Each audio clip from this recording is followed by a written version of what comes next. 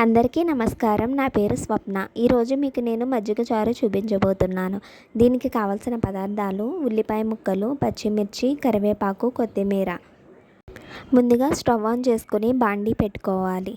బాండీలో కొంచెం oil add చేసుకోవాలి. ఆయిల్ హీట్ అయిన తర్వాత ఆవాలు, జీలకర్ర,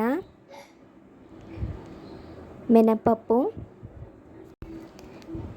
ఎండుమిరపకాయలు వేసుకుని వేయించుకోవాలి.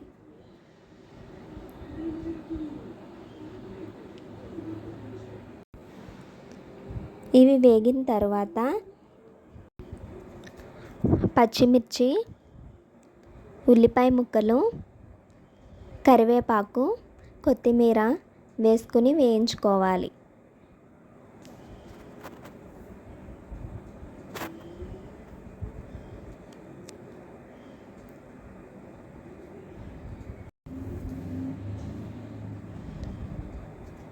ఇవి ఇలా వేయించుకున్న తర్వాత కొంచెం పసుపు యాడ్ చేసుకోవాలి.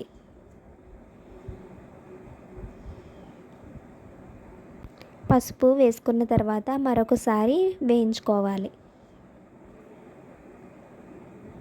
ఈ తాలింపు అంతా బాగా వేగిన తర్వాత స్టవ్ ఆఫ్ చేసుకుని పక్కన పెట్టుకోవాలి. ఇప్పుడు మనం ఒక గిన్నెలో పెరుగుని బాగా చిలికి చిక్కగా ఉన్న మజ్జిగ తీసుకోవాలి. ఈ మజ్జిగలో కొంచెం కల్లుప్పు యాడ్ చేసుకోవాలి.